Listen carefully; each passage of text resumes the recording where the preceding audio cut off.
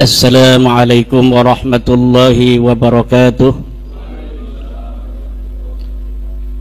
Alhamdulillahil malikil hakim, al-jawadil karimil azizir rahim, fattariqu ilaihi wadihul lil qasidin, waddalilu alaihi laihul lin nazirin.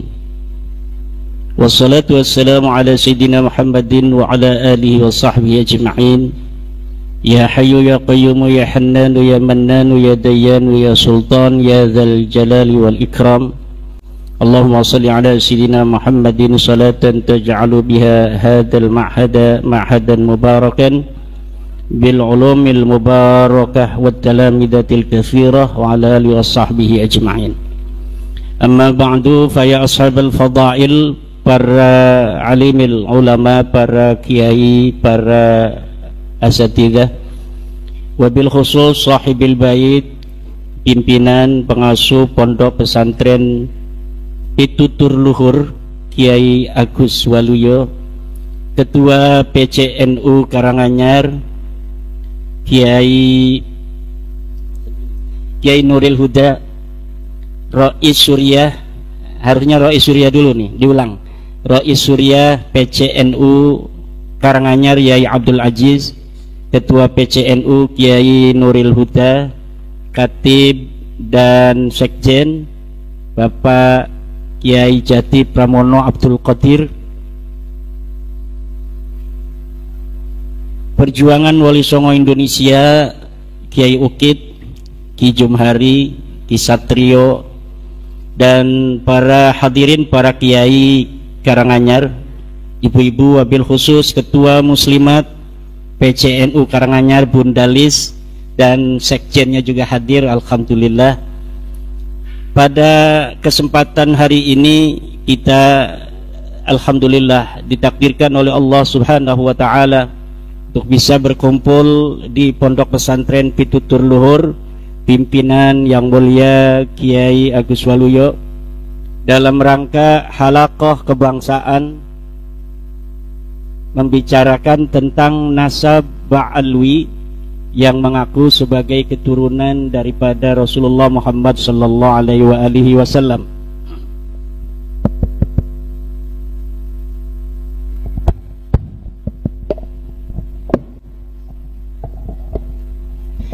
Pada abad 9, seorang Ba'alwi memberikan kabar, berita di dalam kitabnya Al-Burqa Al-Musyiqah bahwa dia dan leluhurnya adalah keturunan daripada baginda Nabi Muhammad sallallahu alaihi wasallam.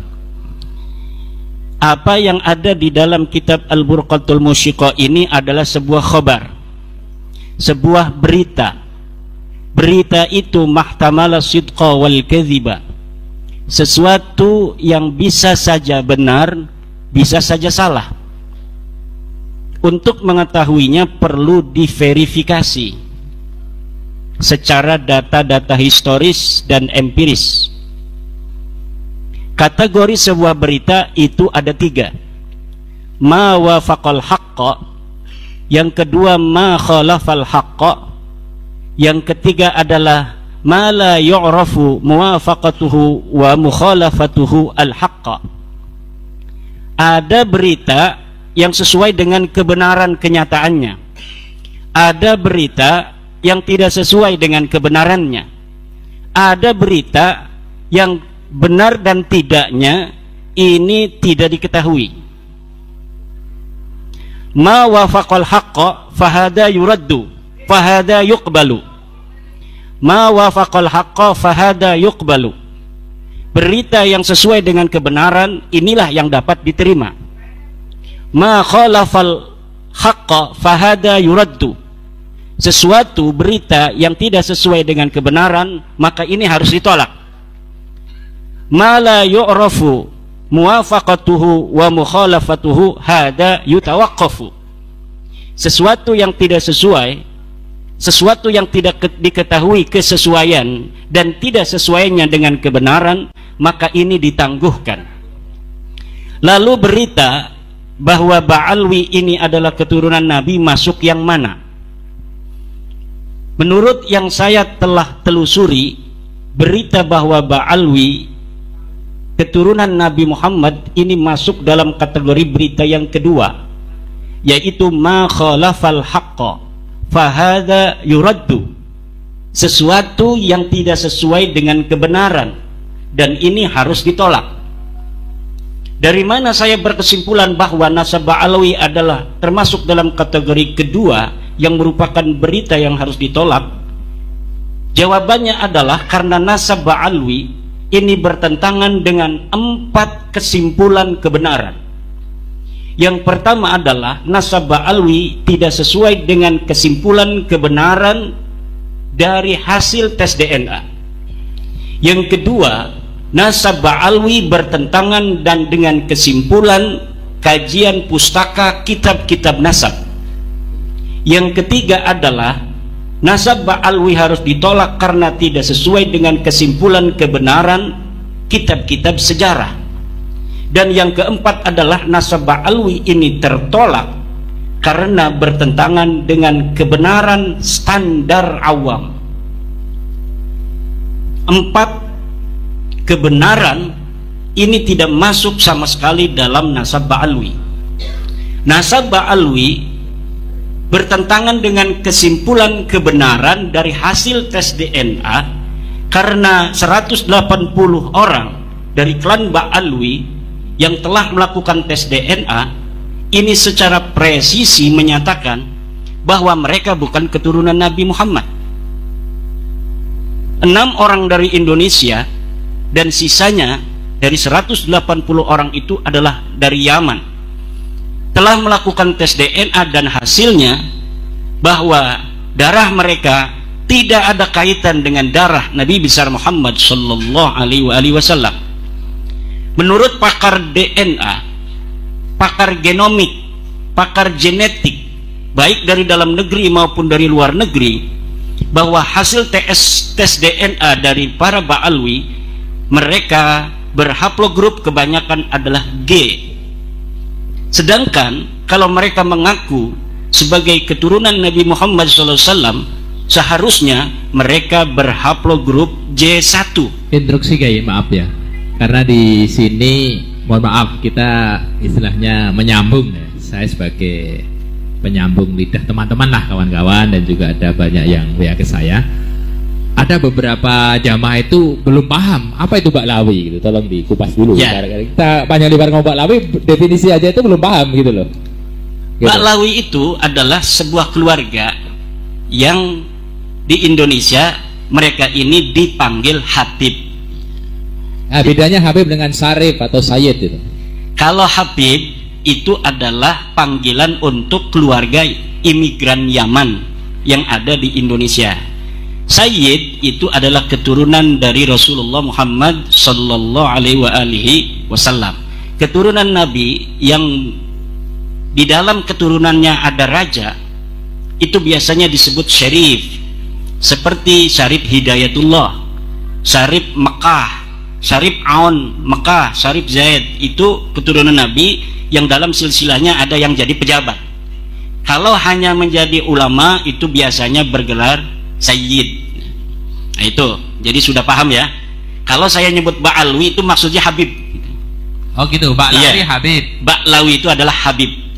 Kalau Sayyid, ulama. Sayyid itu adalah keturunan Nabi Muhammad SAW yang sudah terverifikasi dari mulai datuk-datuk mereka di dalam kitab-kitab nasab, telah terverifikasi secara presisi bahwa mereka adalah keturunan daripada Rasulullah Muhammad sallallahu alaihi wasallam. Oke, hadirin kira-kira paham yang paham sini sebelum, ya? Sebelum dilanjutkan paham ya dulu ya. Udah paham ya?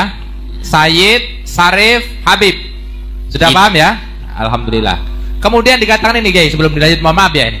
Ini mungkin ngajinya kurang tawaduk ya, tapi biar tahqiq gitu, biar tambah paham gitu loh. Konon katanya Sayyid Alwi Al-Maliki atau Sayyid Abbas atau Sayyid Muhammad itu juga keluarga Ba'lawi, itu gimana? Bukan. Sayyid Alwi Al-Maliki itu Sayyid asli, keturunan Nabi. Dia dari marga Al-Idrisi, bukan Ba'alwi, bukan Habib. Alhamdulillah. Sayyid Alwi Al-Maliki, Sayyid Abbas Al-Maliki, Sayyid Muhammad bin Alwi Al-Maliki, sekarang ini Sayyid Ahmad bin Muhammad bin Alwi Al-Maliki, itu adalah keturunan Rasulullah yang asli dari marga Al-Idrisi yang ada di Makkah Al-Mukarramah. Tetapi kalau kita mau cari silsilahnya dari mulai Sayyid Muhammad bin Alwi itu gak bakal ketemu. Kenapa? Karena mereka tidak pernah mengaku-ngaku di hadapan publik sebagai keturunan baginda Nabi besar Muhammad sallallahu alaihi wasallam. Allahumma sholli ala Muhammad. Jadi Sayyid Alwi Al-Maliki dan anaknya Sayyid Muhammad bin Alwi itu guru daripada kiai saya. Saya berguru pada Tubagus Asuri bin Tahir, kiai saya di Serang itu berguru kepada ayahnya Muhammad bin Sayyid Muhammad bin Alwi Al-Maliki. Ya, namanya Sayyid Alwi Al-Maliki, dan kepada pamannya yaitu Sayyid Abbas Al-Maliki. Sayyid pamannya Sayyid Muhammad itu namanya Sayyid Abbas. Kemudian nanti punya anak lagi namanya Sayyid Abbas juga. Nah, ini adalah keturunan Rasulullah asli, Sayyid dari Makkah Al-Mukarramah, dari marga Al-Idrisi, bukan keturunan Ba'alwi, bukan Habib. Dia Sayyid. Itu. Oke, kesimpulan berarti Sayyid dan Syarif pasti keturunan Rasul gitu ya? Ya. Pasti keturunan Nabi. Betul. Dan tidak mungkin Sayyid dan Syarif ini keturunan kayak Habib gitu ya?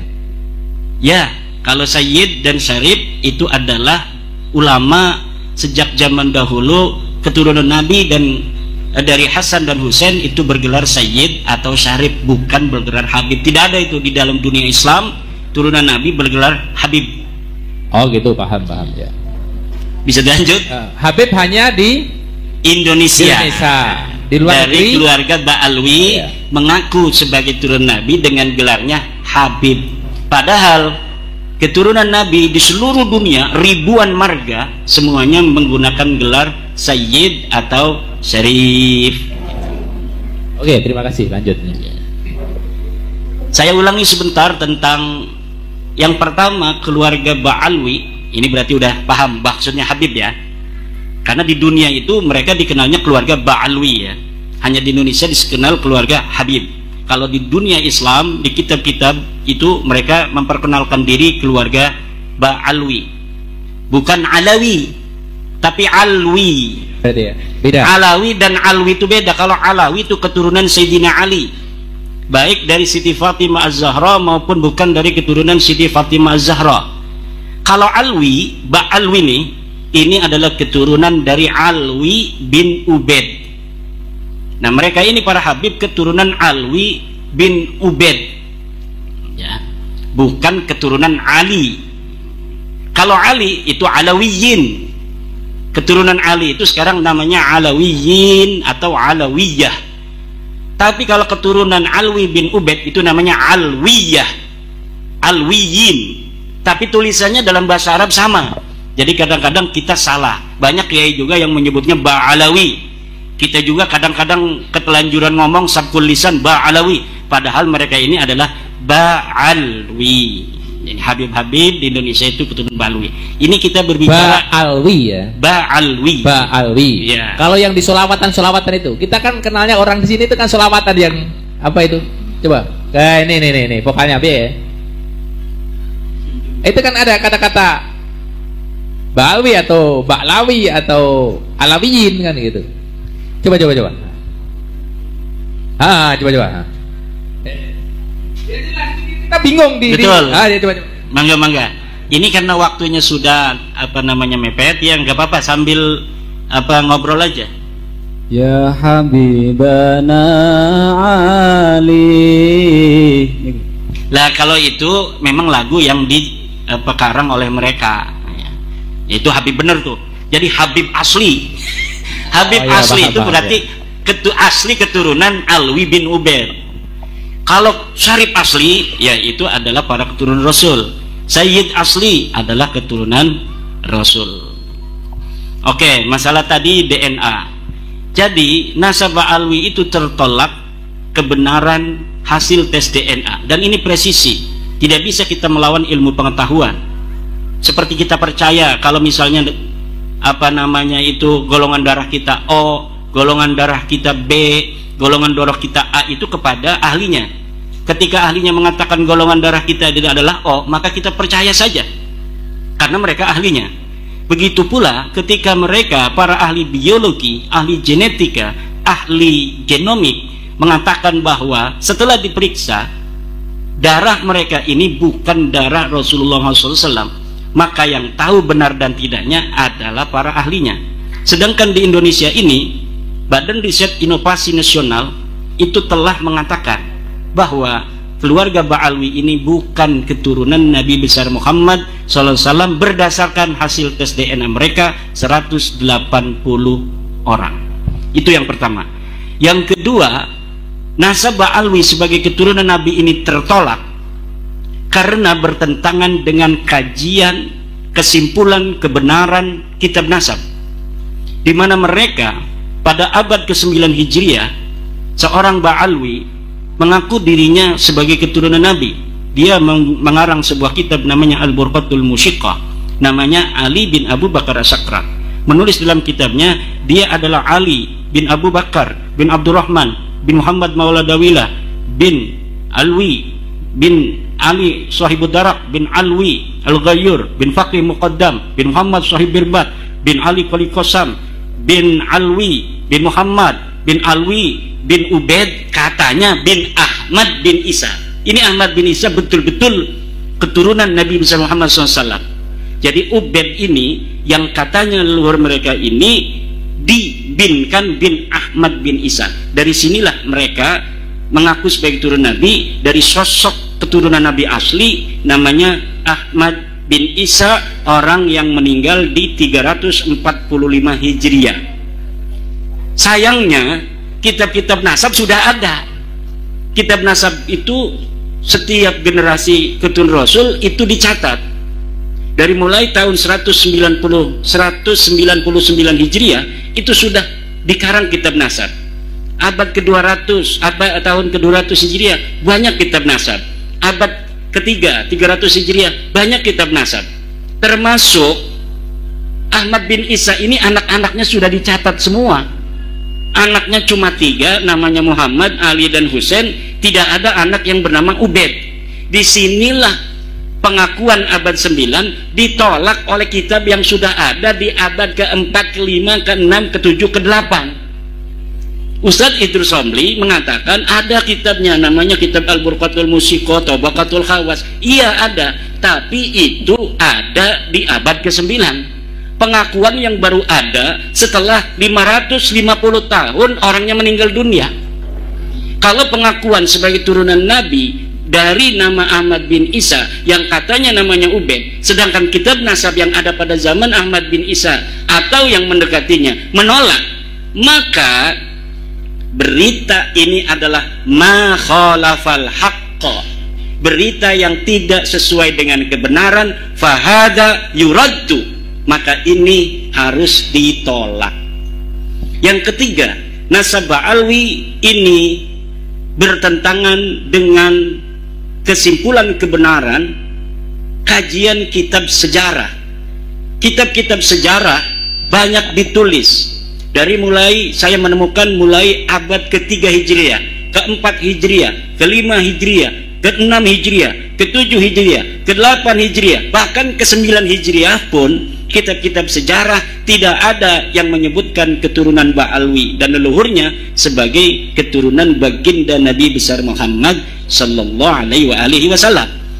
Jangankan disebut sebagai seorang keturunan Nabi, bahkan sosoknya saja tidak ada yang menulis. Mereka mengaku Ubaid ini mujtahid mutlak, ulama besar. Dia wafat 383 Hijriah. Tetapi kitab-kitab biografi ulama, kitab-kitab sejarah yang ada pada masa Ubaid ini sama sekali tidak menyebutkan sosok Ubaid ini pernah ada di Yaman. Maka saya menyebutnya dia ahistoris atau fiktif, orang-orang yang diadakan sosoknya, sejarahnya ditulis sedemikian rupa padahal orangnya ora ono. Hanya ditulis saja. Kita pun sekarang ini bisa saja, supaya kita ditulis sejarahnya, leluhurnya hebat, kita bikin siapa kakek kita, kemudian kita tulis kakek kita adalah orang yang merancang nama Indonesia. Sebelumnya nama Indonesia tidak ada, yang merancang itu kakek saya. Ya sekarang orang nggak ada yang mau percaya, tapi 300 tahun lagi itu kitab itu kalau ditemukan orang akan jadi manuskrip. Apalagi kalau berita yang sama belum ada ditulis, karena tidak ada yang mau ngaku-ngaku seperti kita, maka masa depan itu akan milik kita yang mau menulis hari ini dengan tulisan tentang leluhur kita. Padahal yang berjuang adalah Pak Karno, yang berjuang Muhammad Hatta, yang berjuang adalah Syahrir. Tapi nama Soekarno, nama Hatta, nama Syahrir bisa hilang dalam sejarah kalau hari ini tidak ditulis sejarahnya bahwa dia yang membaca proklamasi, bahwa dialah yang mengusahakan ber-Indonesia. Tapi ada orang yang hari ini mau menulis, maka 100 tahun kebetulan yang ditemukan adalah bukunya dia, maka nama Soekarno, Hatta, Syahrir dan lain sebagainya akan hilang dari sejarah. Mohon maaf Kiai, berarti titik persoalannya adalah dari Sayyid Ahmad bin Isa sampai kepada Rasulullah sahih ya, itu sesuai dengan kaidah kitab nasab. Kemudian jadi pertanyaan kawan-kawan, apakah kitab nasab itu harus sesuai seperti halnya kaidah dalam mustalah hadis? Karena ada beberapa ustadz ataupun kawan-kawan yang tetap membantah kalau sudah masyhur di kalangan orang menyatakan bahwa si fulan adalah anaknya fulan, itu kamu nggak boleh membantah gitu. Innan nasaba mimma yasbutu bitasamu'i illa ayyasbuta ma yukhalifu. Ini adalah ucapan Ibnu Hajar Al-Asqalani dalam kitab Al-Jawabul Jalil, bahwa nasab itu boleh tetap, boleh sahih dengan hanya mendengar, illa kecuali ayas buta ma yukhalifuh, telah ada yang menentangnya. Misal orang yang ada di Karanganyar taunya bahwa Samlawi anaknya Sajiman, padahal ini anak angkat. Nggak ada yang tahu bahwa dia ini Samlawi ini anak angkatnya Sajiman, karena dia datang dari Jakarta 18 tahun di Jakarta, pulang-pulang bawa anak namanya Samlawi, Pak Sajiman ini. Pak Sajiman mengaku Samlawi anaknya. Tentu orang sini akan mengenal Samlawi ini sebagai Sajiman. Itulah dikenal, itu namanya syuhrah wal istifadah, masyhur. Tapi kalau tiba-tiba datang tetangganya dari Jakarta ke Karanganyar mengatakan, Kiukit, sebenarnya ini Sajiman bukan anaknya Samlawi. Ya, Samlawi bukan anaknya Sajiman. Dia anak angkat, anak tetangganya yang meninggal dunia di rumah sakit, kemudian diingung, dijadikan anak angkat oleh Pak Sajiman. Maka syuhrah istifadah di Karanganyar itu tertolak oleh kesaksian berdasarkan bukti-bukti yang ada. Begitu. Oke, jadi dari Sayyid Ahmad bin Isa ke Rasulullah sahih. Dari Abdullah atau Ubaid atau nama yang lain ke bawah tidak sahih. Ini punya saya. Ya, monggo tadi sudah disiapkan. Ada beberapa kawan ustadz daerah sini yang dia berpikir begini, itu kan zaman dulu nggak ada akte, nggak ada catatan sipil, tidak ada akte dan tidak ada dukcapil, tapi sudah ada penulis kitab nasab. Mungkinkah orang terkenal zaman itu anaknya tidak dicatat semua? Karena tidak mungkin. Tidak mungkin. Kenapa saya mengatakan tidak mungkin? Karena di abad ke-6 kitab Asy-Syajaratul Mubarakah telah menyatakan tidak ada lagi. Fa Ahmad bin Isa al-Abah fa'aqibuhu min salasati banin, Muhammad, Ali wa Husain. Itu cara ulama mengibarahkan dengan jumlatun ismiyatun, itu adalah tadullu alal hasri. Jadi ulama nasab telah mempunyai sebuah metodologi apabila dia mengibaratkannya itu dengan jumlatun ismiyatun, hadhihi tadullu alal hasri, bimakna annal aulada lahu munhasirun fi tilkal adad, fi dalikal adad, bahwa anaknya cuma yang diberikan itu saja, berapa? 3. Tidak mungkin ada lagi karena sudah dihasr oleh kitab Asy-Syajarah Al-Mubarakah yang dikarang tahun 597 Hijriyah. Siapa pengarangnya? Imam Ahli Sunnah wal Jamaah, namanya Imam Fakhruddin Ar-Razi, yang juga mengarang kitab Mafatihul Ghaib. Dari itu istilahnya terjadi ijma di antara ulama pakar nasab gitu. Tidak perlu ijma. Nasab itu bukanlah seperti fikih. Oh gitu ya. Sekarang ada nggak nama Ubaid disebutkan oleh kitab lain? Tidak ada sama sekali. Yang nyerempet misalnya? Nggak ada. Dari mulai abad keempat, kitab Silsilatil Alawiyah, nama Ubaid tidak disebutkan. Dari kitab abad kelima Takhdibul Ansab karya Al-Ubaidili, kitab Muntaqilatut Talibiyah karya Ibu Toba Al-Mazdi karya Al-Umari tidak menyebutkan. Kitab abad ke-6 As-Sajal Mubarakah, kitab abad ke-7 Al-Asili, kitab abad 8 Sabutul Muson dan lain sebagainya, sama sekali. Bahkan di abad 9 sendiri Ibnu Inabah dalam kitabnya adalah itu kitab Ibnu Inabah, itu abad 9 sendiri Ibnu Inabah tidak menyebutkan Ubaid sebagai anak Ahmad bin Isa. Maka ketika ada berita di abad selanjutnya yang menyebutkan Ahmad ini punya anak Ubaid, hada maudhu'un mukhtalaqun, dibikin-bikin. Dan saya sudah menemukan bagaimana kronologis dari mereka cara membikin-bikinnya itu. Silakan baca dalam PDF yang saya sudah bagikan, membongkar skandal ilmiah nasab Ba'alwi. Itu bagaimana sebenarnya Ubaid ini Ubaid ini anaknya Isa. Isa itu anaknya Alwi. Jadi Ubaid bin Isa bin Alwi. Itu saja yang mereka tahu. Ketika ada seorang ulama namanya Abdullah bin Ahmad bin Isa, mereka menyangka ini silsilah mereka, silsilah yang ada di mereka selama ini Ubaid bin Isa bin Alwi, kebalik katanya. Padahal itu nggak ada kaitannya. Orang ini disebut Alu Ba'alwi di dalam kitab As-Suluk, namanya Abul Hasan atau disebut juga Syarif Abdul Jadid. Maka mereka mencangkok silsilah orang ini yang disebutkan di dalam kitab As-Suluk menjadi silsilah mereka. Dari mana mereka mendapatkan nama Ubaid bin Isa bin Alwi? Itu juga dapat mencangkok dari keluarga Al-Ahdal. Jadi ada keluarga mengaku sebagai turun Nabi di Yaman namanya Al-Ahdal. Dia dicatat di abad 7 pindah kakeknya dari Irak ke Yaman. Dari situ mereka keluarga Habib-Habib ini mengatakan keluarga kita juga leluhurnya adalah adik atau sepupu daripada kakeknya Al-Ahdal. Jadi sama-sama pindah ke Yaman. Padahal kakek mereka tidak dicatat dalam As-Suluk, tapi mereka membonceng sejarah yang ada di dalam kitab As-Suluk tentang hijrahnya leluhur Bani Ahdal menjadi sejarah mereka. Jadi pertama mereka itu memboncengnya pada sejarah Bani Ahdal yang dikatakan dalam kitab sejarah kakeknya berpindah dari Yaman dari Irak ke Yaman. Kemudian karena tidak tahu silsilahnya, hanya disebutkan begitu saja hijrah dari Irak ke Yaman, tapi tidak ada silsilahnya. Akhirnya mereka mencari-cari silsilah, ketemunya di silsilah Syarif Abdul Jadid. Nyangkoklah kemudian mereka ke silsilah Syarif Abdul Jadid. Jadi nyangkok ke satu, nyangkok ke yang lain, akhirnya semuanya tertolak.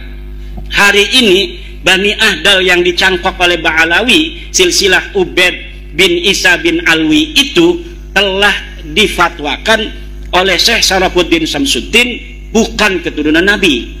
Jadi ada 21 marga yang jadi, hari ini Ubaid bin Isa bin Alwi itu asalnya. Dan Isa di sini itu bukan Said Ahmad bin Isa. Bukan. Oh, beda orang. Beda orang. Jadi dia beda orang. Ini kayaknya ini yang benar kayak gitu. Oh, kayak di Jawa di sini ada namanya Pangeran Diponegoro. Itu ada dua orang. Pangeran Diponegoro yang perang Jawa tahun 1825 sampai 1830 dibuang ke Sulawesi. Satu lagi Pangeran Diponegoro yang eranya Kartosuro. Jadi pusing itu kadang membedakan itu dua orang namanya sama. Ya. Itu ya kira-kira sama seperti itu ya? Kira-kira begitulah.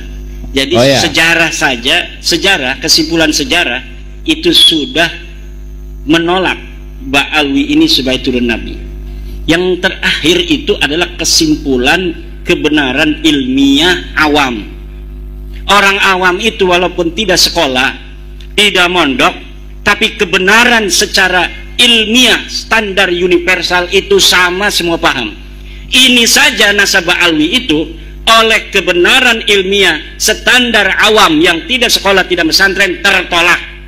Bagaimana penjelasannya? Kebenaran ilmiah itu ada dua.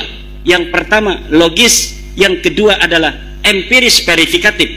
Jadi harus masuk akal dan harus dapat dibuktikan. Orang desa yang tidak sekolah, kalau dia punya tetangga, saya punya tangga Ki Ukit, punya anaknya 3. Kemudian ada orang ceramah, Ki Ukit punya anak 4. Pasti saya orang awam ini mengatakan orang itu salah. Kebenaran secara ilmiah apabila orang-orang dari masyarakat Indonesia ini mendengarkan, mau membaca tulisan saya itu, bagaimana kronologis mereka mengaku sebagai turun Nabi. Saya yakin semua orang Indonesia secara standar ilmiah awam saja itu semuanya akan menolak nasab Ba'alwi. Bagaimana tidak ditolak? Nasab yang selama 550 tahun tidak dicatat, tiba-tiba muncul sebagai keturunan Nabi besar Muhammad sallallahu alaihi wasallam. Nah, kalau ilmiah itu kan tambah satu, selain logis, dia verifikatif dan juga harus pragmatis. Ada nggak manfaatnya? Kalau misalnya kita kaji, ini nasab Ba'alwi ini banyak manfaatnya. Jadi sudah masuk dalam kategori kebenaran ilmiah secara mutlak. Bahwa kebenaran ilmiah itu pertama harus logis, dia harus masuk akal. Ini bagaimana masuk akal? Kitab-kitab 550 tahun yang ditulis tidak menyebutkan, tiba-tiba muncul setelah 550 tahun. Orang yang dulunya tidak ada riwayat Ki Ukit ini sebagai turunan daripada Syekh Hasyim Asy'ari, tiba-tiba Ki Ukit bikin status di Facebook dia sebagai cucu daripada Syekh Hasyim Asy'ari. Ini bisa dimarahin oleh Teh Yeni, bisa dimarahin oleh Teh Alisa ini. Pemenang politiknya beda, agak garing kok. Tapi kalau Ki Ukit ini tidak nulis di Facebook yang tidak orang banyak tahu hari ini, tapi dia nulisnya di buku harian, lalu 100 tahun lagi buku hariannya ditemukan oleh orang, ini bisa geger. Bisa geger. Orang masih bisa nanti, bisa jadi Syekh Hasyim Asy'ari punya istri di Karanganyar. Iya. Yang tidak diketahui oleh Teh Yeni dan Teh Alisa. Mbak Yeni ya. Saya ingatnya di Jawa Barat, di Banten. Mbak Yeni dan Mbak Alisa. Kalau hari ini ngaku langsung ditolak. Tapi kalau ngakunya nanti 100 tahun lagi kitabnya baru ditemukan, ini bisa saja menjadi perdebatan seperti saat ini. Ada yang mendukung Ki Ukit keturunannya nanti, ada juga yang menolak. Ini saya punya kitabnya Risalah Risalah Ahlussunnah wal Jamaah. Di dalam kitab Risalah Ahlussunnah wal Jamaah karangan Mbah Hasyim Asy'ari dikatakan anaknya cuma 1 Abdul Wahid, ya kan? 2 Yusuf, 3 tidak ada nama seperti leluhurnya Ki Ukit yang namanya Samlawi itu. Tidak ada Syekh Hasyim Asy'ari punya anak nama Samlawi. Tetapi ada aja pasti yang menjadi pendukung muhibbinnya. Apalagi kalau nanti 100 tahun lagi Ki Ukit cucunya ini jadi ulama besar yang jarang ngomong, diem aja. Orang-orang pasti ngedukung, banyak juga muhibbinnya itu. Dan ini akan menjadi diskursus. Seperti inilah nasab Ba'alwi. Berarti intinya bahwa orang-orang besar itu selalu dicangkok banyak orang gitu ya. Begitulah. Kayak sekarang kan kasus banyak yang viral itu. Pak Presiden Soekarno aja itu diaku-aku di Sulawesi punya istri, di Jepara punya istri gitu loh. Berarti Sayyid siapa tadi? Ahmad bin Isa yang dikatakan Al-Muhajir itu dicangkok banyak orang gitu ya. Dicangkok pertama oleh keluarga Syarif Abdul Jadid dan itu tertolak.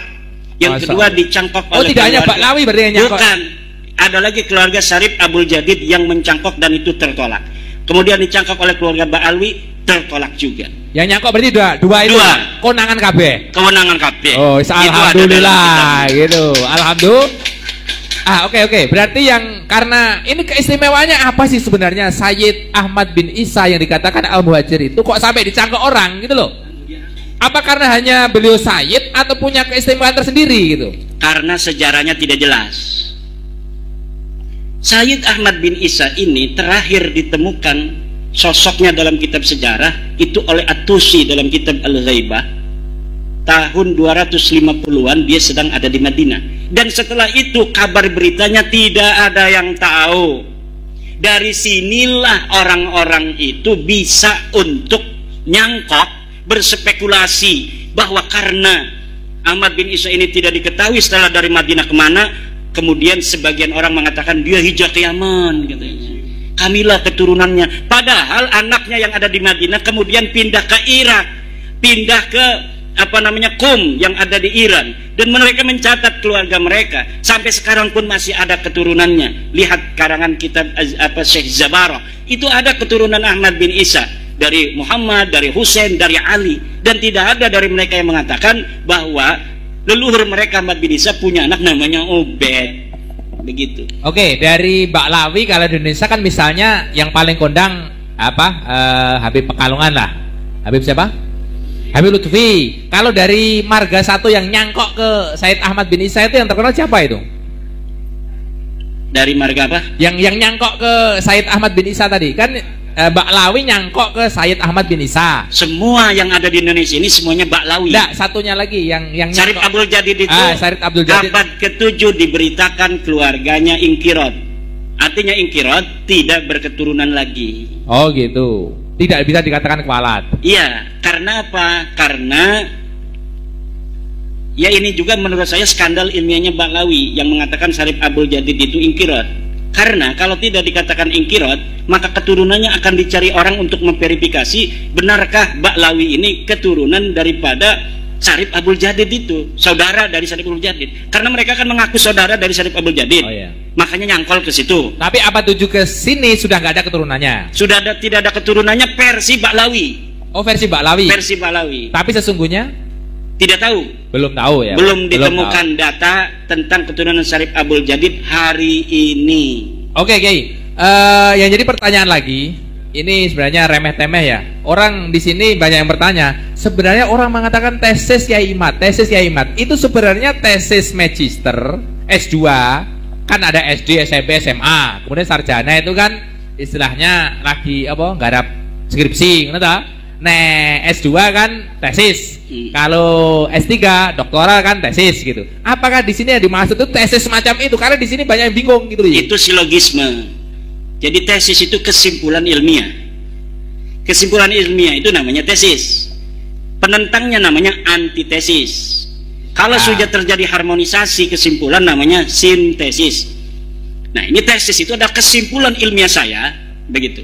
Oh, berarti yang nyerang-nyerang Kiai Imad dari sudut pandang ilmiah, mereka dikatakan antitesis. Antitesis. Lah sudah ada sintesis belum? Belum. Oh gitu. Pintu luar insyaallah. Kalau sintetis itu ada harmoni.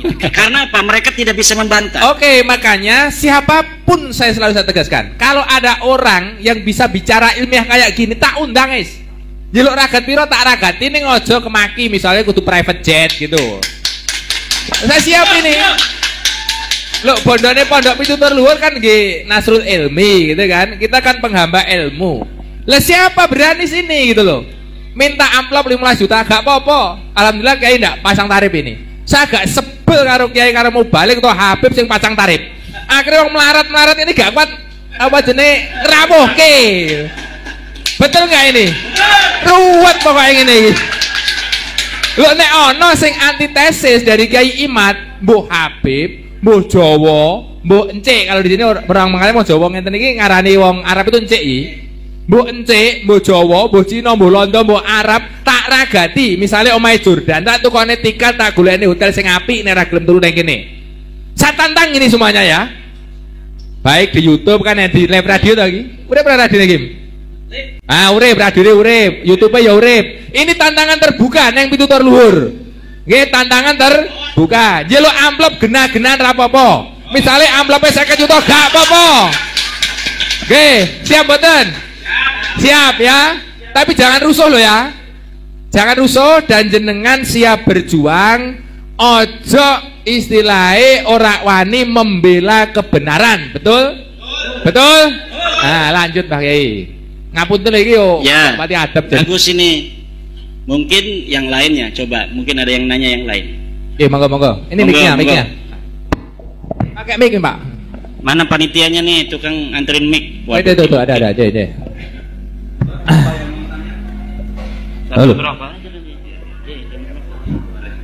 Assalamualaikum warahmatullahi wabarakatuh, Pak Kiai. Ye. Saya sebagai orang Muslim ya mungkin masih awam masalah Habib, Syekh, dan Syarif itu. Tapi saya sebagai seorang muslim, saya sangat menyesal kalau ada seorang yang mempertentangkan antara Habib, Syekh dan sebagainya. Karena apa? Semua itu dasarnya Al-Quran dan hadis. Semua umat Islam adalah inginnya husnul khotimah. Kalau sudah kita berdasarkan Quran hadis, kiblatnya sama, apa ditentangkan? Entah itu dari Habib, dari Syekh, dari Syarif, saya kira ada masalah. Kok itu bagi saya sebagai seorang muslim kok malah remeh sekali orang yang menentangkan antara keturunan itu, kok saya kira kok tidak baik itu bagi saya sebagai orang muslim. Itu kalau didengar oleh orang non muslim itu malah sebagai bahan candaan itu. Oke, karena maaf, itu sudah Habib itu sudah luar biasa, penggemarnya luar biasa. Dia menyebabkan agama Allah di muka bumi ini. Kenapa dipertentangkan? Bahkan cuma tes darah dan sebagainya itu bagi saya tidak baik untuk orang muslim. Yang kedua, kalau toh itu benar-benar bukan keturunan Nabi, why not? Apa salahnya dia menjabarkan agama Islam untuk ukhuwah Islamiyah, untuk membuat persatuan bangsa? Kenapa dipermasalahkan? Yang ketiga, orang yang mempersalahkan itu tujuannya apa? Memecah belah atau untuk seakan golongan dia sendiri? Kalau untuk golongan sendiri, apa gunanya kita bercerai-berai karena bertangan untuk tes darah sekalian? Itu bagi saya seorang muslim yang ingin saya jujur mati kunus khotimah, bukan untuk bertahan seperti itu. Ya, bagus. Ya, ya. Terima kasih. Assalamualaikum warahmatullahi wabarakatuh. Ini saya setuju bahwa seluruh umat Islam itu harus mempunyai hak yang sama dalam kemuliaan. Walaqad karramna bani Adam, bahwa kami telah memuliakan seluruh anak Adam. Dan ini yang sedang kita perjuangkan, bahwa tidak ada kaitan kemuliaan di hadapan Allah dengan keturunan. Kalaulah selama ini orang itu sudah mulia dengan ilmunya, dimuliakan oleh masyarakatnya, tidak melihat keturunan siapa dia, kalau dia punya ilmu wajib dimuliakan. Kan itu setuju Pak ya? Nah, masalahnya sekarang ada orang yang mengaku keturunan Nabi mengatakan bahwa secara dat mereka sudah berbeda dari orang lain, bahwa kalaupun mereka bodoh, mereka mabok, mereka lebih mulia sendalnya dari kepala kiai. Dan ini yang tidak sesuai dengan ajaran Islam. Kalau dikatakan mereka menyebarkan Islam, mereka menyebarkan Islam di mana? Yang sekarang mengajarkan bisa selawatan, tapi yang menyebarkan Islam kan Wali Songo. Wali Songo itu adalah keturunan Nabi, bukan dari Baklawi, tapi diakui oleh mereka dalam kitab mereka tahun 1984 bahwa Wali Songo keturunan Baklawi. Tidak ada manuskrip yang memperkuat itu. Bahkan kitab-kitab manuskrip yang sekarang ditemukan mengatakan Wali Songo bukan keturunan Ba'alwi, dia keturunan Al-Kazimi, Al-Musawi, juga dari Al-Jailani. Mereka datang itu baru 4 generasi paling. Tahun 1800 ketika Hadramaut lagi kurang makan. Di dalam bukunya Jajat Burhanuddin dikatakan negara Hadramaut ini, provinsi Hadramaut, tidak bisa memberi makan seluruh penduduknya. Dia hanya bisa memberikan makan 30% penduduknya. Makanya dicarilah daerah-daerah yang subur agar manusia itu kan punya perut, dia punya mulut, harus makan. Maka dicarilah tempat-tempat yang subur, diantaranya dia pindah ke Indonesia. Itu kayak misalnya Ustadz Taufik Segaf itu baru 3 keturunan ada di sini. Kakeknya baru 1914 pindah ke Indonesia. Sekarang 2024, baru berapa puluh tahun. Yang lainnya Usman bin Yahya itu tahun 1830-an sudah ada di sini, itu lebih tua. Yang lain itu yang banyaknya itu tahun 1901 sampai 1943. Nah, di Indonesia ini itu sudah mayoritas Islam. Maka kalau dikatakan mereka menyebarkan Islam di Indonesia, itu terbantahkan oleh kesimpulan sejarah, di mana sejarah versi Hamka mengatakan abad ke-7 ke-8 kita sudah banyak yang Islam, tetapi tidak semasif pada abad ke-15 ke-16 di zaman Wali Songo. Jadi yang paling banyak menyebarkan agama Islam di Indonesia itu terjadi pada masa Wali Songo. Sebelumnya sudah ada Syekh Bentong, Syekh Hasanuddin di Kerawang, tapi tidak semasif Wali Songo. Kenapa Wali Songo itu berhasil? Karena Wali Songo bukan hanya ulama, juga mereka adalah pemerintah. Oke, Pak Yai, ini karena mungkin antara penanya dengan panjenengan ada istilahnya cara sudut pandang yang berbeda. Maka sore hari ini masih ada, maghribnya kan masih lama ini. Ini saya jam 5 kurang seperempat, maghribnya jam 6 lebih kan. Itu saya berusaha jadi moderator lah kalau sepanjangnya semua setuju gitu. Jadi biar penanya ini puas. Mungkin dalam pandangan saya yang ditanyakan penanya ini, kok dadak gegeri Pak Lawi gitu ya Pak Rukianto kira-kira. Kok dadak digegeri? Toh kan di sini Habib-habib itu jasanya banyak. Ada Habib No, ada Habib Syekh, ada Habib Novel, di sini ada Habib Soleh Al-Jufri. Di kampung ini pun ada almarhum Habib siapa? Soleh tapi bukan Al-Jufri, Baharun. Jadi jasa mereka itu banyak walaupun belakangan. Di sini ada ulama namanya Syekh Hasan Tafsir, wafatnya 1911. Habib Baharun datang baru kemarin sore, kebetulan sudah wafat. Habib Soleh Al-Jufri datang di sini tahun 2000. Anak saya yang dongani, yang akikoi Habib Soleh Al-Jufri. Karena beliau memandang mungkin dadak digegeri Pak Lawi ngopo wong ning kene wis dakwah kok. Kira-kira gitu Pak Rukianto ya. Nah, ini jawabannya gitu Pak. Monggo jawabannya bagaimana gitu. Iya, jawaban saya adalah kalau menyebarkan pertama kali tidak. Karena yang menyebarkan pertama kali adalah kalau beliau itu ngomong menyebarkan. Menyebarkan dalam pengertian pertama kali menyebarkan Islam di Indonesia tertolak. Karena sejarah tidak mengatakan seperti itu. Kalau mereka dari sejak pertama kali datang ke sini, kemudian karena mereka pinter, kemudian ngajarin agama, bisa. Kebetulan baik orangnya, alhamdulillah. Tapi ada ajaran-ajaran, doktrin-doktrin, lihat di YouTube bagaimana dari keluarga Ba'alwi ini ada yang mengatakan kalau tidak menjadi muhibbinnya Ba'alwi tidak akan dapat syafaat Nabi. Ya betul, saya juga diancam gitu ya. Pokoknya nek pitutur luhur melu kiai imat gak bakal oleh syafaate Kanjeng Nabi. Kalau tidak percaya Habib itu cucu Nabi, maka tidak akan barokah. Saya sudah dikafirkan. Oh malahan tambah ekstrim ya. Iya sudah. Sementara kalau kita bicara nasab, ya nasab itu tadi berita itu mahtamala sidqa wal kadhiba, dia bisa benar bisa salah, dan saya dapat membuktikan Pak Rukianto bahwa nasab mereka itu salah, nasab mereka tertolak, dia bukan cucunya Nabi. Kalau mereka itu ulama, kita wajib hormati, bukan karena dia turun Nabi, karena ulama, karena memberikan manfaat untuk masyarakat sekitar, ngajarin ngaji, ngajarin kitab. Tapi saya belum lihat ada Habib yang ngajarin kitab. Baca Fathul Mu'in misalnya. Ada juga selawatan, ceramah. Termasuk Abah Lutfi. Belum pernah saya melihat beliau baca kitab kuning. Yang ada adalah ceramah. Maka kalau ketika ada yang nanya sama saya, Abah Lutfi itu ulama bukan? Bukan. Tapi dia penceramah. Kenapa? Karena ulama harus bisa baca kitab kuning. Syarat ulama itu mampu membaca kitab kuning sebagai satu syarat utama orang memahami agama. Bagaimana orang tidak bisa baca kitab kuning mampu memahami agama dengan benar? Paling dia dapat mendengar dan dapat membaca dari terjemah. Kalau dapat mendengar dan dapat membaca dari terjemah, itu tidak bisa istimbat. Kenapa? Karena Al-Quran berbahasa Arab, Al-Hadis berbahasa Arab. Cara memahami Al-Quran dan hadis itu hanya bisa dipahami oleh dia yang baca kitab kuning. Santri Lirboyo, santri Peloso, santri Sidogiri, santri-santri pondok pesantren salaf. Yang bisa memahami agama dengan benar hanya ulama.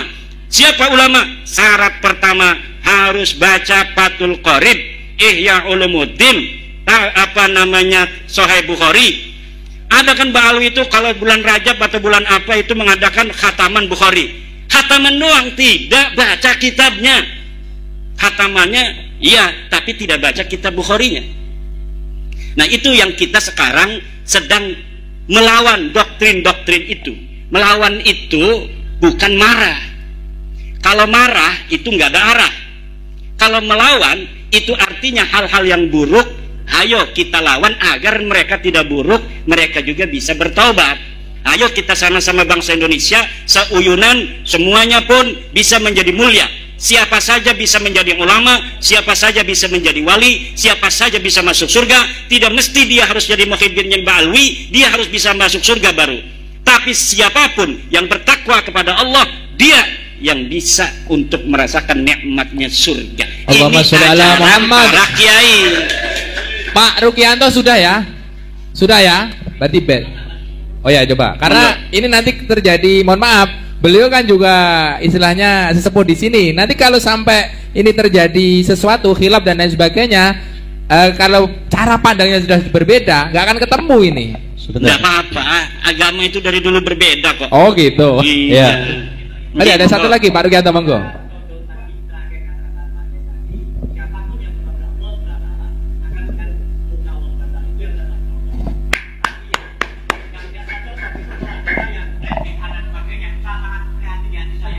Karena begini Pak Rukianto, kenapa saya mengatakan tes DNA sekarang-sekarang? Dulu enggak, ini sudah setahun 7 bulan saya tidak ngomong-ngomong tes DNA. Karena ketika sudah kita ungkapkan kebenaran melalui kitab, melalui sejarah, melalui standar ilmiah yang universal, mereka tetap mengaku, ngotot, marah, mencela, mencaci saya, kemudian tetap mengatakan saya turunan Nabi dan kamu adalah begal nasab. Oke, kalau masih kekeh mengaku turun Nabi, ada cara lagi, yaitu tes DNA itu. Kalau sudah benar-benar itu terjadi friksi yang diametral, tidak ada penengahnya, hakimnya ada, yaitu tes DNA. Dan ini kalau dibawa ke negara, ujungnya pasti tes DNA. Karena ketika Mario Teguh berbeda pendapat dengan anak dan istrinya, kata istrinya yang sudah dicerai itu, bahwa anak ini anak Mario Teguh. Kata Mario, bukan. Dia takut sama istri yang sekarang kan. Akhirnya anaknya tes DNA, Mario Teguh tes DNA, dan ditemukan tes DNA-nya betul bahwa anak ini, Danang apa siapa itu, adalah anak dari Mario Teguh. Jadi ketika terjadi friksi, ta'arud yang tidak bisa diselesaikan, maka friksi. Salah satu-satunya cara adalah tes DNA. Friksi, mohon maaf, friksi ini orang awam nih, friksi belum paham apa artinya gitu. Nah, gitu. Ya terjadi perbedaan pendapat. Gitu. Iya. Mungkin ini teman saya Aliyah. Pak Rukianto. Enggak, saya senang kalau ada diskusi itu senang. Ini saya dulu juga berpikir seperti panjenengan. Kenapa wong podo-podo Islami eker-ekeran? Tapi karena perkembangan pemikiran kita, dan kita itu jari santri itu ngaji tanpa henti. Yang jadi persoalan itu bukan baik atau tidak baiknya. Habib yang baik juga banyak, guru saya yakin, saya akui guru saya Habib yang baik. Yang jadi persoalan di sini ya, beliau mengaku sebagai dzurriyyah Rasul. Satu, sebentar ya, jangan dipotong dulu. Ngaku sebagai dzurriyyah Rasul. Kita sebagai orang Ahlus Sunnah wal Jamaah punya keyakinan cinta kepada dzurriyyah Rasul itu hukumnya wajib. Kalau wajib berarti ini masuk disebut syariat agama Islam sing dicekel wong Ahlu Sunnah wal Jamaah. Kalau sudah syariat, itu mesti ada kitab sasaran syariat. Kecintaan kita itu sah kalau yang dicintai sah, kitabnya sah. Jenengan ibadah haji, Ka'bahnya harus Ka'bah yang asli. Ini saya asli. Jenengan tenggene Pak Waloyo muteri Ka'bah ini ping 1 juta lah. Tapi karena Ka'bahnya palsu, bisa nggak dikatakan haji? Ka'bahnya no gedangi itu Ale. Karena ini syariat, kitabnya harus asli, dzurriyyahnya harus dzurriyyah asli yang meski terkonfirmasi secara ilmu nasab dan genetika. Karena genetika ini jalan terakhir sebenarnya. Nasab saja dari penyelidikan ternyata. Problemnya ulama ini di sini, supaya syariate wong awake Ahlus Sunnah wal Jamaah tidak salah sasaran. Wis tiwas dicintai pol-polan jebur estri tetangga ngono lho. Akhirnya, duh, tiwas tak seneng pol-polan kok jebur bojone to. Oke, saya kira sederhananya seperti itu. Oke, saya kira sudah ya. Dari Pak Ruki sudah, dari Pak Kiai Imad sudah, dari Kiai Ukit sudah. Ada pertanyaan pertama dari daerahnya Kiai Imad ini yang menarik. Mohon maaf, biar ini semuanya jelas. Karena begini, saya punya kawan banyak di sana gitu, termasuk alumni Kenagung itu.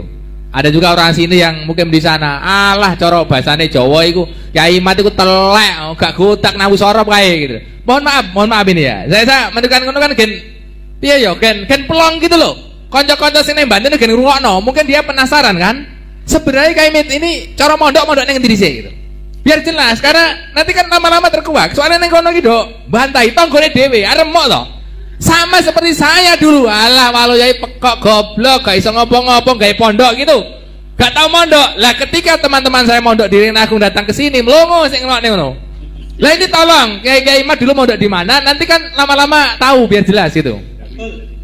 Ya. Kalau apakah saya bisa nahu sorab? Lihat saja buku-buku saya bahasa Arab di Maktabah An-Nur. Ada 22 kitab saya di Maktabah An-Nur. Itu ada di Emirat Arab. Saya mengarang kitab tentang nahu sorab, nahu itu kitab Amil, Syarah Alfiyah. Alfiyah itu yang diaji di Jawa Timur sebagai kitab nahu paling tinggi. Saya sudah sarahin dan sarahnya bisa di-download di maktabahanur.com, di arsip ORG, dan bisa beli dan bisa diteliti mana yang salah. Itu dalam kitab nahu. Dalam usul fikih saya ngarang Talkhisul Husul dalam usul fikih. Dalam kitab Qawaid Al-Fiqhiyah saya mengarang Al-Jalaliyah fil Qawaid Al-Fiqhiyah. Dalam kitab Balaghah saya mengarang Syarhul Maimun fi Syarhi Al-Jauharil Maknun. Kitab Jauharil Maknun adalah kitab yang sangat populer di dunia pesantren sebagai cara santri memahami ilmu ma'ani, ilmu bayan, dan ilmu badi'. Dan saya sudah syarahi kitab itu. Silahkan melihat kitab saya, dan itu dijual bebas dari penerbit mulai Kediri, Jakarta, Pasuruan, Jogja, semuanya itu ada di Sofi, dan kitabnya itu bisa diteliti. Dari situ akan dilihat seorang apakah dia bisa ilmu nahu atau ilmu sharaf atau ilmu balaghah atau ilmu fiqih. Nihayatuz Zain kitab Syekh Nawawi sudah saya syarahi dalam kitab Al-Muktafi, dan kitabnya bisa di-download siapa saja di internet. Lihat saja syarah Nihayatuz Zain Imaduddin Usman Al-Bantani karya Syekh Nawawi, itu sudah saya syarahi. Nama kitabnya Al-Muktafi fi Syarhi Nihayatiz Zaini li Syekh Nawawi At-Tanara Al-Bantani. Oke. Kalau mondoknya mondok saya pertama saya mondok di pondok pesantren Ashabul Maimanah, pimpinan Syekh Muhammad Sanwani. Dia pengarang kitab. Kitabnya banyak, di antaranya kitab Babe Nenem. Babe Nenem ini adalah nada maksud bahasa Jawa. Beliau banyak sekali ngarang kitab, tapi banyaknya bahasa Jawa. Kemudian yang kedua saya mondok di Syekh Sanja bin Kasmin, pondok pesantren Riyadul Alfiyah di Pandeglang. Itu satu angkatan banyak ya, itu banyak yang kenal saya. Kemudian saya mondok lagi di Syekh Tubagus Asuri bin Tahir di pondok pesantren At-Tahiriyah. Kalau Syekh Sanja itu khusus kitab Alfiyah saja. Kalau Syekh Asuri bin Tahir itu seluruh kitab. Di beliau inilah murid dari Syekh Alwi Al-Maliki. Masya Allah. Beliau Syekh Asuri Tahir ini selain berguru kepada Syekh Alwi Al-Maliki, juga berguru kepada Syekh Hasan Al-Masyad, Syekh Yasin Al-Padan, Syekh Abdul Qadir Al-Mandaili, dan kitab-kitab yang lain itu di Taif. Kemudian saya mondok lagi kepada Syekh Mufti bin Asnawi, pengarang kitab Amsilatul I'rab. Itu bisa semua nama-nama yang saya sebutkan itu semuanya ada di internet ya. Jadi bisa dicari itu Syekh Asuri bin Tahir siapa, Syekh Sanja bin Kasmin itu siapa. Kemudian saya mengaji di Syekh Muhammad Amin, Syekh Dimyati bin Muhammad Amin Al-Bantani. Tapi saya tidak mukim. Saya hanya ngaji dari pesantren mukim saya malam Selasa dan malam Jumat. Ngaji kitab Ukhudul Juman pada Buya Dimyati. Buya Dimyati itu seorang sufi yang tidak pernah bicara tasawuf. Dia ngajinya kitab alat, ngajinya kitab tafsir, ngajinya kitab fikih. Itulah sufi yang asli. Orang sufi bukan ngomongin tasawuf halu-halu begini-begini kepada orang seakan-akan dia sudah sampai pada derajat tertentu. Seorang sufi asli itu, tasawuf itu adalah fil a'mal, dalam bagaimana dia membawa tasawuf dalam akhlak, dalam tingkah laku, dalam kehidupan, bukan untuk dibicarakan. Kemudian saya mondok lagi pada ilmu tauhid pada Syekh Obay Hasan Basri di Karawang. Saya mondok kitab-kitab alat di pesantren Warudoyong di Sukabumi. Saya juga mesantren di banyak pesantren pasaran sampai Kaliwungu, tafsir Jalalain dan kitab As-Sirrul Jalil, kitab Hasbunallah. Puasa kilatan gitu ya. Kilatan. Insyaallah. Dan kalau kilatan-kilatan itu kan ya hanya 10 hari, 15 hari menamatkan satu kitab. Dan saya juga pernah ke Mesir untuk ijazah kitab-kitab kepada Musnidud Dunya Yaumaid, yaitu Syekh Ibrahim bin Abdul Ba'is Al-Qattani di Iskandaria. Saya mendapatkan seluruh ijazah kitab-kitab hadis, dari mulai kitab Sahih Bukhari, Kutubus Sittah, kitab-kitab Masanid, kemudian kitab-kitab Ma'ajim, kitab-kitab Mu'jam, kemudian kitab-kitab Musannafat, cara menulis dengan musannaf seperti Musannaf Ibnu Abdul Razak dan lain sebagainya. Nah, ini tidak pernah saya ungkapkan karena bagi santri itu sebenarnya ini adalah ta'ajub ya, ta'ajub. Terima kasih ya, karena teman-teman di Banten ini terus terang saya aku rada kemeropok rada anyel gitu loh. Mosok kemati ragu tak ngaji mbok undang kayak kan rada waduh mosok aku salah deh. Nah, maka ini karena kan ada sekarang ini lagi zamannya framing. Ya. Ya muhibinnya itu kan lagi framing supaya orang tidak percaya. Nabi Muhammad aja disebut dalam Quran syahirun, majnunun, kadzabun dan sebagainya. Jadi tidaklah terlalu aneh. Ya, kembali ke Mbak Lawi, monggo.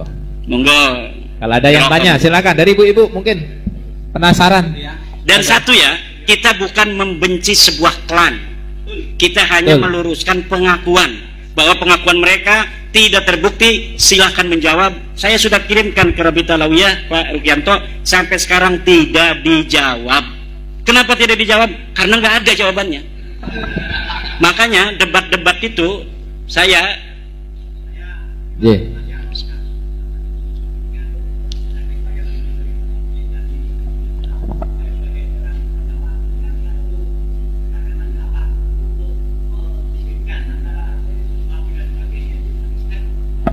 karena mereka dulu Pak Rukianto, mereka itu ngomong seperti ada seorang Habib Baharun, wahai kiai-kiai jangan sampai merasa dirinya walaupun pinter ngaji kitabnya, jangan sampai merasa dirinya sama dengan habaib. Anda ini kiai nggak bisa sama dengan habaib, karena habaib ini turunan Nabi, ada darahnya Nabi. Sekarang kita buktikan benar nggak ada darahnya Nabi. Kalau silsilahnya nyambung nggak, itu bisa dengan ilmu nasab, bisa dengan kitab-kitab nasab. Kalau ada darah Nabi atau tidak, itu dengan tes DNA Pak Rukianto. Dan sekarang sudah dites 180 orang, hasilnya gagal maning. Karena ada satupun yang nyerempet. Tidak ada. Bisa dipastikan tidak ada satupun mereka yang mengaku Ba'alwi sebagai keturunan Nabi itu adalah keturunan Nabi, tidak ada.